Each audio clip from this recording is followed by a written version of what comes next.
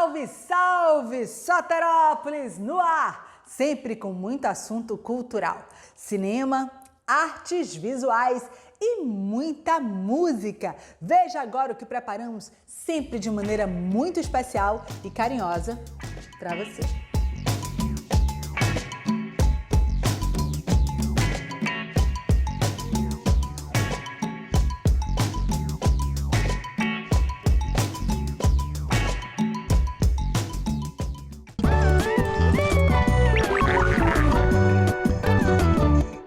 Muito bem, a gente já começa com música.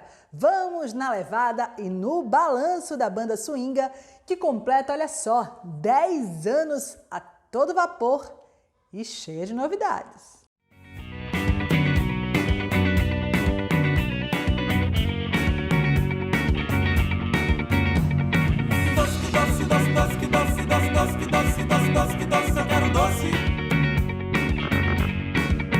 O Swinga completa 10 anos durante a pandemia. Como é que esse EP celebra essa década do Swinga? Então, a gente está bastante feliz com o lançamento, né? Infelizmente, não da maneira que a gente imaginava, que a gente queria lançar com aglomeração, com gente, né? Mas não é o momento.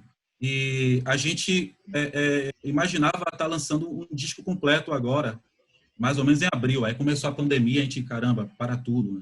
E foi justamente aí que eu tive a ideia de fazer esse outro clipe dessa música, a música Boresta, que está no EP, e juntando as pessoas em casa, né? Tipo assim, eu chamei alguns amigos e fãs da banda. Teve a edição de Felipe Pauli, que é maravilhoso. Quando chega de manhã, me dá uma vontade danada de trabalhar. Só que daí acordo. E assim, a gente quis fazer bem caseiro mesmo, né? Então a gente resolveu fazer no formato vertical, de celular mesmo, assim, olhando, não horizontal. E as pessoas gravando em casa, né? Cada um num canto do mundo, inclusive. E foi dessa forma, né? Tipo, esse EP meio que celebrando os 10 anos, né? Mas a gente tem coisa guardada ainda para soltar aí, esperando quando passar essa pandemia, soltar o disco completo e, se possível, show com bastante gente. Me deu um sol, me deu um laço, me deu um amparo. Quando precisei, me disse agora que é que falta para a gente, que eu vou buscar. Boresta significa tá de boa, tá de marisia, tá sem fazer nada, tá de preguiça. Como é que é estar de boresta durante a pandemia? É bem isso, né? É engraçado que até para ficar de boresta é difícil. A gente... essa música, lógico que eu fiz ela já antes desse momento, assim, mas acabou combinando, né? Porque a gente precisa também ter um momento de paz, de tranquilidade, né? Necessário. Um momento perfeito para a gente tentar aquecer um pouquinho o coração, né? Deixar aquele coração um pouquinho quentinho, né? Tranquilizar, né? Vamos acalmar, ficar de boresta, né? Ficar em casa, né? Tem que ficar em casa. E acho que veio no momento certo, né? Essa menina quando chega não se dá de brincadeira.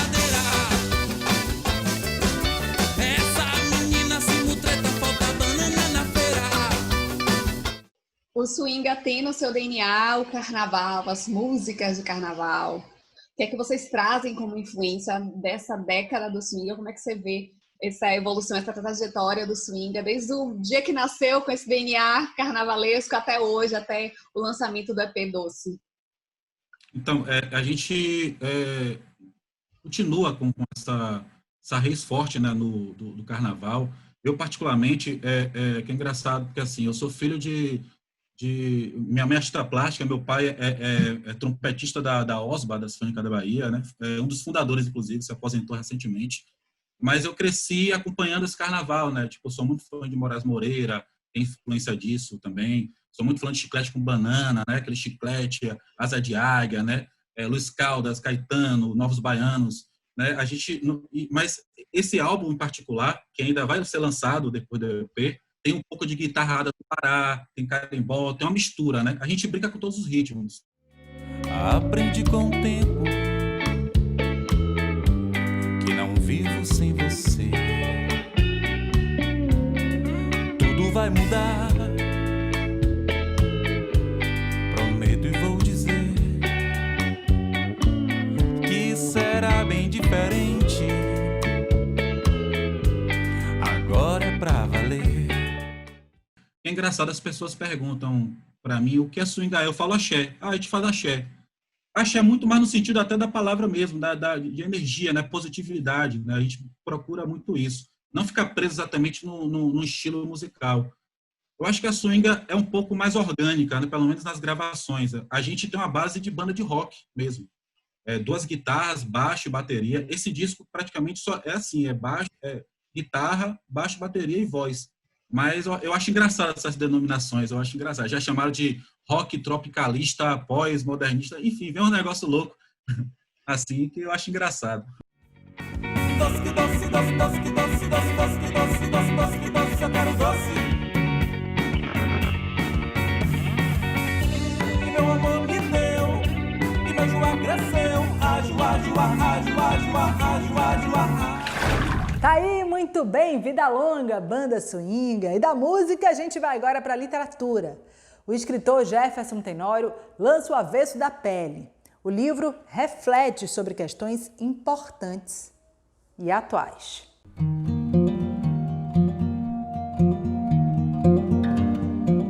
Bom, Jefferson, esse é o seu terceiro livro, O Avesso da Pele, e confronta a nossa identidade brasileira, as complexas relações raciais. Qual é o seu ponto de partida? Então, a história do Avesso da Pele conta, então, a história do Pedro. Ele tem 22 anos, ele é estudante de arquitetura, ele é negro, mora em Porto Alegre, e ele está narrando a história do pai dele, que é o Henrique. Ele tem 55 anos e que acabou, então, sendo morto após uma abordagem policial. Hoje, prefiro pensar que você partiu para regressar a mim. Eu não queria apenas uma ausência como legado.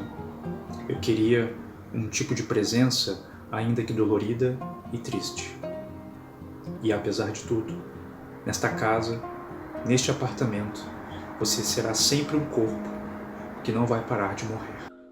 Onde é que o Pedro e o Jefferson se encontram e onde é que eles se distanciam? Porque há aí também, me parece, justamente uma retomada das suas memórias com seu pai, e inclusive o livro é dedicado ao seu filho. O que eu tenho assim de parecido com o Pedro, eu acho que é essa relação, né, que ele vai ter com esse pai que não está mais presente. Então, essa tentativa de contar a história do pai, do Henrique, é uma tentativa, então, de construir uma narrativa que possa, de certa forma, apaziguá-lo quanto à sua origem, né, e quanto a essa ausência.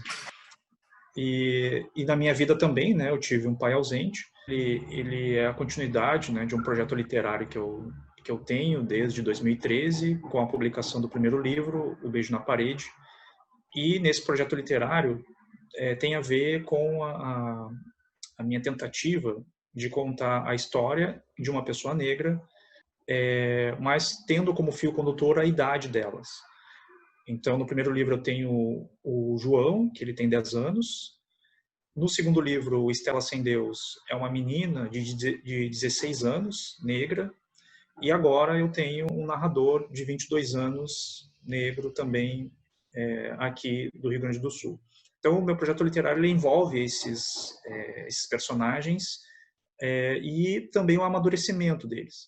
E é curioso porque talvez o amadurecimento dos personagens também seja um amadurecimento de mim como autor desses livros. Uhum.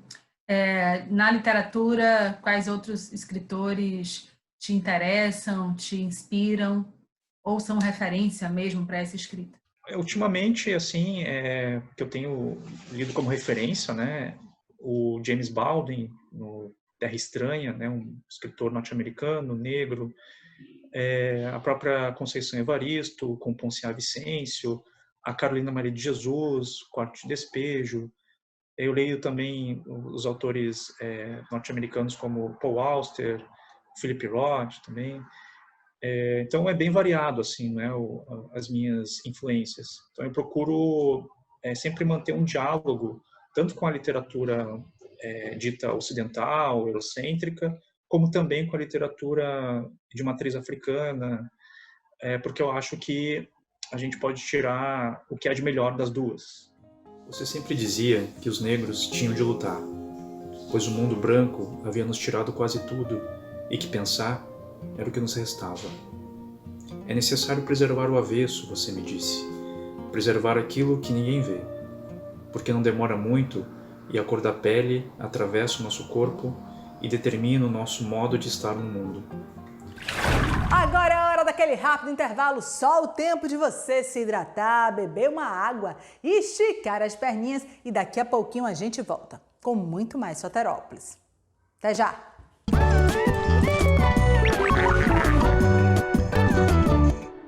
Estamos de volta com Soterópolis e que tal agora um mergulho na obra da artista visual Rebeca Carapiá.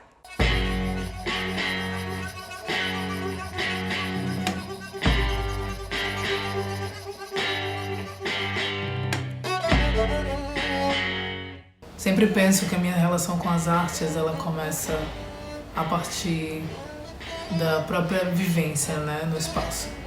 E isso eu posso dizer a partir do bairro do Uruguai, que é o bairro que me constitui como artista.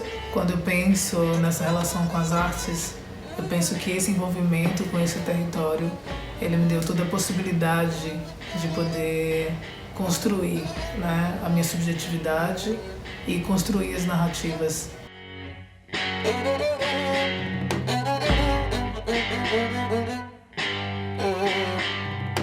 A gente tem ali a Baixa do Fiscal, que produz essas colunas para a construção civil de maneira muito acelerada e intensa, né? E um trabalho extremamente difícil e pesado. Essas imagens, elas passaram por mim, né? E passam por mim o tempo inteiro, e eu acho que é a partir delas que eu vou criando as narrativas para o meu trabalho, né? Então vou pensar ali as vulnerabilidades que estão envolvidas para nós, quanto pessoas racializadas e periféricas dentro desse território.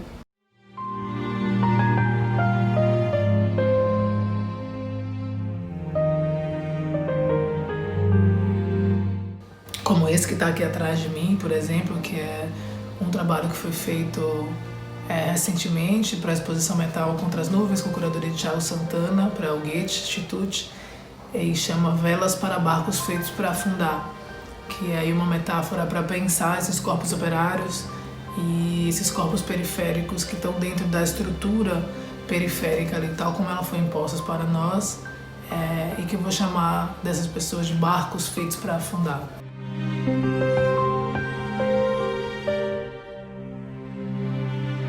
A escultura ela vai passar por todas as suas etapas, né, de densidade, de corpo, né, de corte, de envolvimento com a materialidade, com toda a energia que compõe o ferro, né, com toda a sua ancestralidade que carrega o ferro, o cobre, né, e com tudo que pode emanar essas materialidades.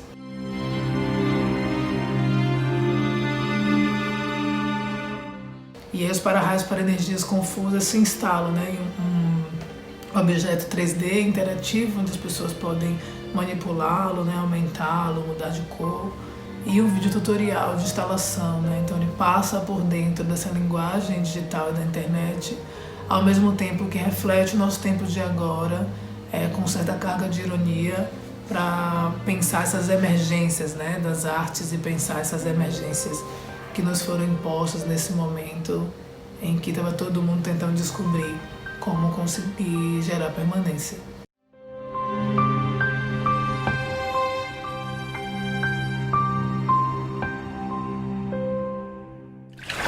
O novo filme de Eric Rocha, Breve Miragem de Sol, mostra o Rio de Janeiro através do olhar e da experiência de Paulo. O ator Fabrício Oliveira dá vida a um taxista que enfrenta diariamente o trânsito para sobreviver. Olha só, olha a forma que ele dança. Essa figura do motorista, do driver, né, do taxista, sempre me interessou muito porque eu comecei a enxergar nesses trabalhadores, nessas pessoas que trabalham de motoristas, uma espécie de narradores do nosso tempo, narradores dessa urbe, desse mundo contemporâneo, né? Ele escuta, ele decanta a história Ele processa a história e depois ele propaga ela de uma forma, às vezes, muito documental, às vezes de uma forma muito fabulativa, muito livre também. Mataram o maluco aqui dentro do túnel do Rio Sul. A polícia largou o laço. O roteiro foi escrito a 6 mãos, num primeiro momento, mas também, de alguma forma, esse roteiro foi, sem dúvida, reinventado com já a chegada dos atores, né? A partir do momento que o Fabrício foi o escolhido para fazer esse personagem, então, a partir daí também, diálogos foram reescritos, a própria mise-en-scène ganhou novos contornos, novas nuances, né? Isso daí é seu filho? Esse foi um dos processos mais loucos que eu já vivi de construção de personagem e de feitura de um filme, assim, porque eu trabalhei muito com os taxistas à noite. Aprendi sobre o Rio de Janeiro, o perigo de se dirigir à noite, a solidão, os grupos de zaps que conectam eles com a cidade inteira, que são muito interessantes, que funcionam 24 horas, assim.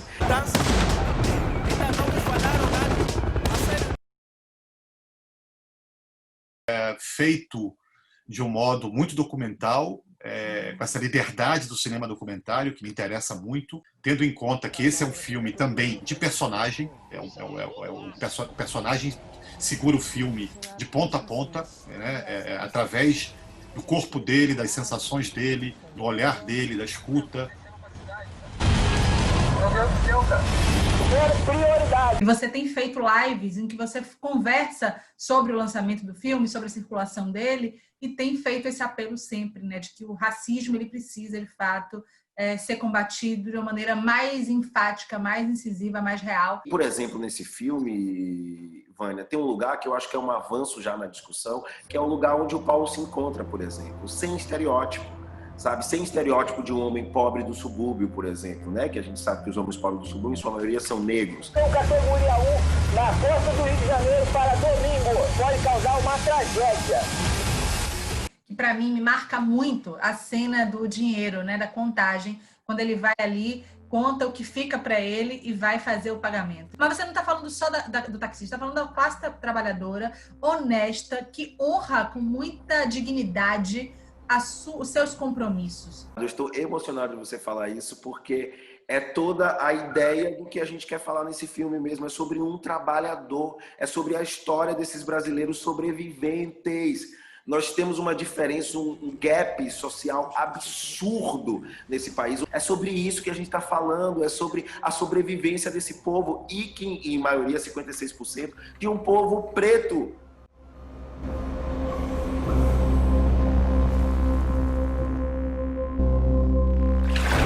A dor da gente é a dor de menino acanhado, menino bezerro pisado, no curral do mundo a penar, que salta aos olhos igual a um gemido calado. A sombra do mal assombrado é a dor de nem poder chorar. Foi com esses versos que Jorge Portugal e Raimundo Sodré sacudiram o Maracanãzinho e ficaram em terceiro lugar no festival da nova MPB 80. Hoje, 40 anos depois, todo mundo ainda lembra. Da massa da mandioca, mãe, da massa. Quando eu lembro da massa da mandioca, mãe, da massa, saudade. Quando eu lembro da massa da mandioca, mãe, da massa. Quando eu lembro da massa da mandioca, mãe. Eu lembro da massa da mandioca, mãe. Da massa. Eu lembro da massa da mandioca. Sodré, a Massa completa 40 anos. Uma parceria tua com Jorge Portugal. Como é a história dessa música? A história é muito mágica, sabe? Porque o refrão nasceu em 1976. Eu falei com Portugal.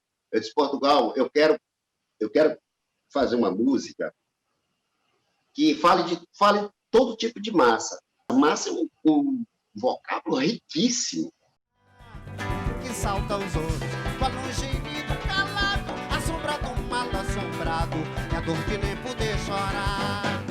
Moinho de homens que nem xerife meninos amassados, os meninos domados, passadimentos iguais. E aí, menino, eu dei para o Jorge Portugal. Eu estava dormindo, assim, numa siesta, debaixo do cajueiro, lá em Bom Jesus dos Pobres. Então, quando pintou a... no meu ouvido, eu dormi, acordei assim, silêncio total. Nem passarinho estava cantando. Corri lá num gravador daqueles ai, sei lá, bota fita, né? Eu aproveitei a sexta em ré e eu fiz aquela parte, vai.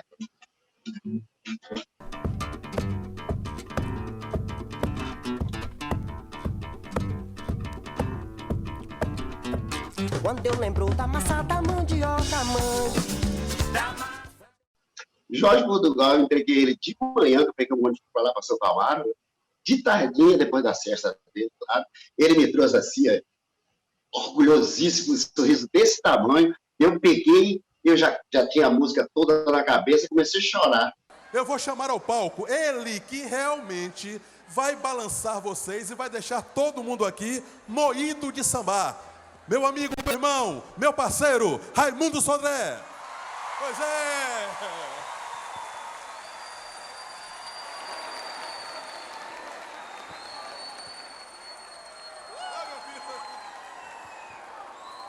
Portugal, ele já nasceu com a estrela, né? Ele já nasceu brilhando, porque muito inteligente.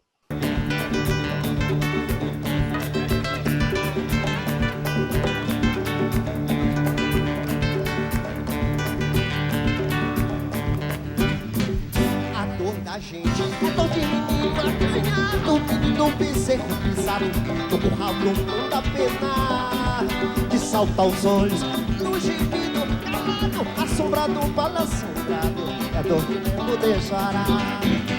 Carmen, você tem uma história muito ligada com o pessoal do Sangue Raça. Inclusive, eles dizem que você era a madrinha do grupo, né? O Sangue Raça, que tem ali Portugal, Sodré, Roberto Mendes, Deusa, entre outros.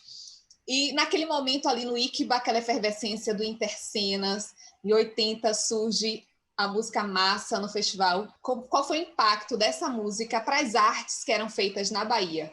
Dancei muito, eu aproveitei muito toda a contribuição que o Sangue Raça trouxe para o nosso grupo de dança, o grupo Intercena. Foi a primeira vez que eu vi Chula, que eu participei, e acho assim, Massa é um hino, é um louvor a Santa Amaro, eu acho assim, uma coisa espetacular, Massa.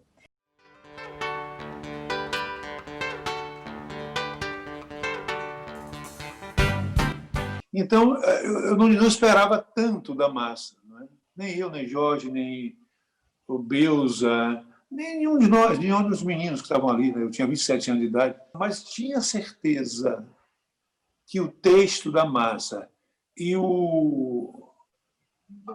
a interpretação de Sodré trazia uma novidade, não é? Uma maneira nova de chamar a atenção da nossa oralidade para a mídia do momento. Moinho de homens que tem filhos amassados, os domados, massa de dedos iguais, amassando a massa a mão e a massa comida, os meninos amassados homens normais. E isso me traz toda a história dos negros e de como a gente faz música efetivamente na diáspora. Porque o ritmo é pulsante, né? A chula tá ali, o ritmo é pulsante, mas a letra tem sempre um caráter de denúncia. E é isso que as pessoas, em geral, não percebem. É muito interessante isso, porque a letra é uma letra de resistência. Mas o ritmo, por ser um ritmo pulsante, dançante, a chula tem isso, né? A clave do Kabila traz isso. As pessoas não percebem que estão efetivamente se levantando, é um brado, é um grito, né, contra a opressão. A dor da gente é dor de menino acanhado, menino bezerro pisado, no curral do mundo a penar, que salta aos ombros, com um gemido calado, a sombra do mar. Nosso tempo acabou, por hoje é só. Muito obrigada pela sua companhia. Daqui de casa, eu envio as melhores vibrações de amor, força, fé, saúde. Uma boa semana para vocês E até o próximo Soterópolis, estou esperando, hein? Beijo grande. Tchau, tchau. A dor da gente é dor de menino acanhado, menino vicentizado, todo mal, todo mundo apenado, que salta aos olhos, toca um gemido, a sombra do mal assombrado, que nem poder chorar. Moinho de homens que nem tirinhos amassados, nossos meninos domados, massa de medos iguais, amassando a massa, mão que amassa a comida, desculpe, não tem castiga, amassados homens